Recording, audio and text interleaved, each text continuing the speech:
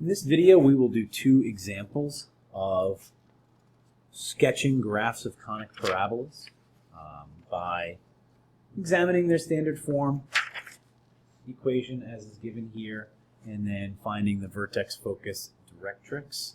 The axis of symmetry, not really necessary, but worth mentioning at least through one example for this one. So what we need to do is first determine whether it is horizontal or vertical. That really is the first question you're going to want to ask yourself. Is it horizontal or is it vertical? And to determine that, you just find out what variable the square term is associated with. So in this case, we have a y squared. So given that it's a y squared, it makes it a horizontal parabola. And for the most part, this one is already written in that standard form. So there's not much rewriting coming down here. So we can just bring this down as y minus 1 squared. I want to change this 8 into the 4p that's in that standard form, that general equation. So I'm going to rewrite that as 4p. So make that 8 into a 4 times some other number. And now that directly matches the general form. So what's going to go on is p is equal to 2. H is equal to negative 5. Remember, we would always change the sign because the general form does say x minus h.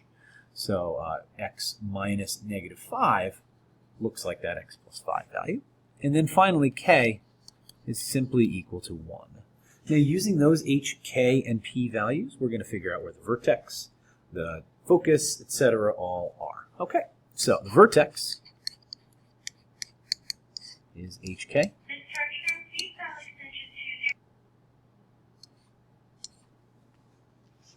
So it's simply negative 5, 1. The focus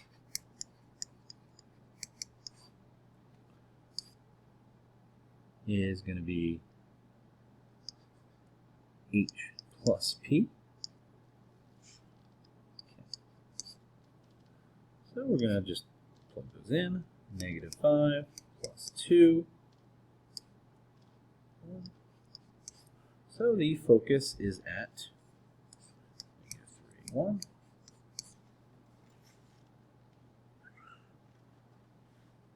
And finally, our directrix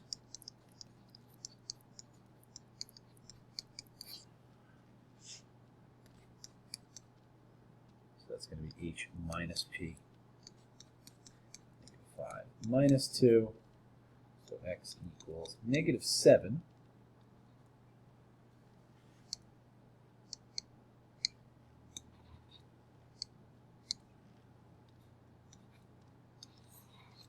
As our directrix. We'll talk about the axis of symmetry when after we actually graph it. So there's your directrix, there's your focus, there's your vertex. So let's actually come up with a little sketch. Now, I think we will have talked about this in class prior to you seeing this, but if not, ask me about it. The p-value, the anchor p-value is 1/4. What do I mean by that? I mean f of x equals x squared, the parabola you're most familiar with. If you were to transform this, again, I think we will have done this in class by now, but if not, if you were to transform this y equals x squared into this function, you'd actually get a p-value of 1/4. So that's considered our anchor. Anything with a larger p-value, as p goes up, parabola gets wider. As p goes down, it gets narrower. So what I'm getting at here is with a p-value of 2, we're going to be slightly wider than that regular plain old x squared parabola we're so used to seeing in this stage. But just draw a quick graph. We don't need to be too hugely precise. Mostly just make sure that these calculated values are consistent with one another. So let's go with our vertex is at negative 5, 1. Vertex. And our focus is at negative 3, 1. And finally, our directrix is at -7, 1, or no, sorry. X equals -7, which means it's a vertical line right there.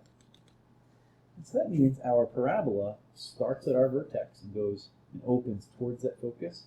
That's a little wider than our traditional parabola. So again, just sketching.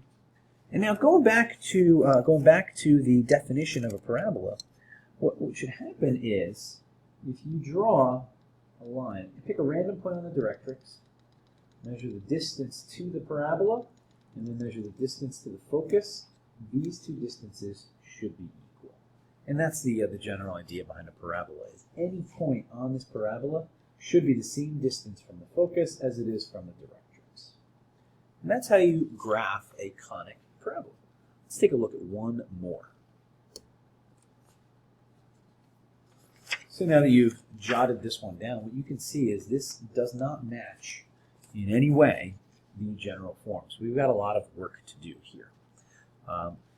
If you haven't yet reviewed the completing the square skills refresher video, it should pop up right around here, right around now. But you definitely, on a card, should say like suggested. It's my first time attempting that, so let's give me a break if I can get it. Hopefully I can get it right. But definitely want to check out the completing the square skills refresher, because that's definitely going to come up here. And you can just check my channel for that. It should be posted right on there. Well, like I said, hopefully a card should pop up somewhere up here. So that said, now that you've reviewed completing the square, what you want to do is rewrite this formula, or not formula, rewrite this equation into that general form. And to do that, you're definitely going to be needing to complete the square. So the first thing I'm going to do is push all my y's to one side of the equation. So I'm going to do that while I'm rewriting here. So I've got x squared minus 4x. I'm going to leave a blank space for my square term here. So I got my equals. Now I've got positive 8y minus 28. Okay, so the term I need to add to both sides is, remember, half of this term squared. So half of that is 2, and 2 squared is 4. So I'm going to add 4 to both sides of this equation. And now, with any luck, this is a perfect square trinomial, which absolutely it is. Okay? So this is x minus 2 squared. And now you see the x has the square, by the way. You could have immediately identified this as being a vertical parabola because the x is the squared term in this particular case. But I digress. Let's go back. We now have 8y minus 24 after I combine my like terms. But remember, we need to get this to say 4p y minus k. So I do need to do a little bit of algebra to make it look exactly like that. Left-hand side is done. I have that as x minus h now squared. So I need to factor out this common 8.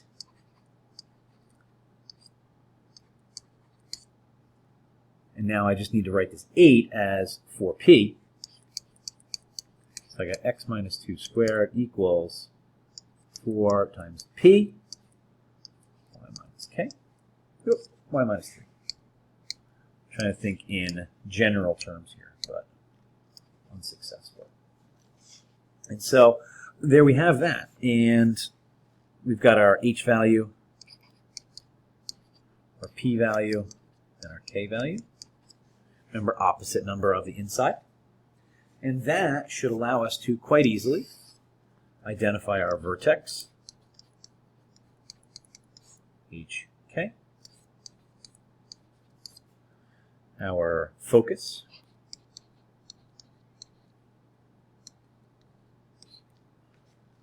which is going to be hk plus p, which is 5, and then our directrix,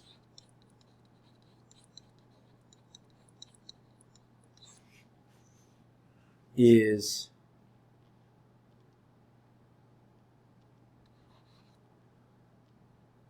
k minus p. I'll write this one out for you.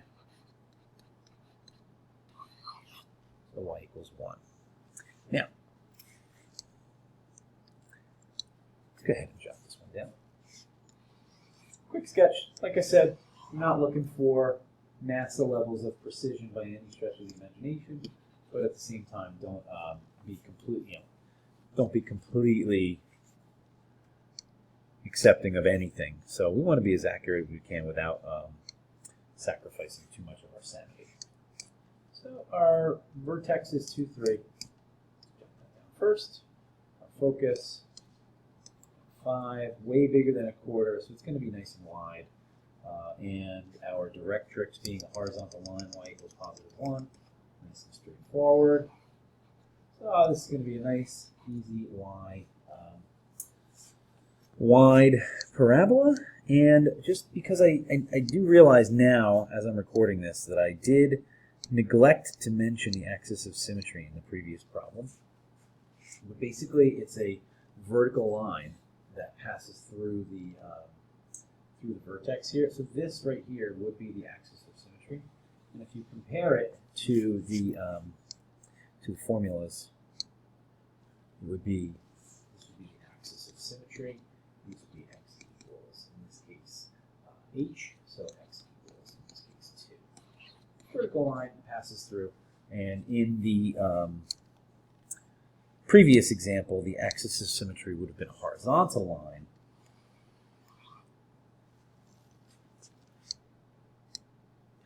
At y equals k. So y equals, in this case, 1. And so that's your axis of symmetry. Like I said, not a huge role in anything other than the fact that in a perfect world, this arm would be, the same shape as this arm. This arm being the same shape as this arm. And that is how you graph conic parabolas.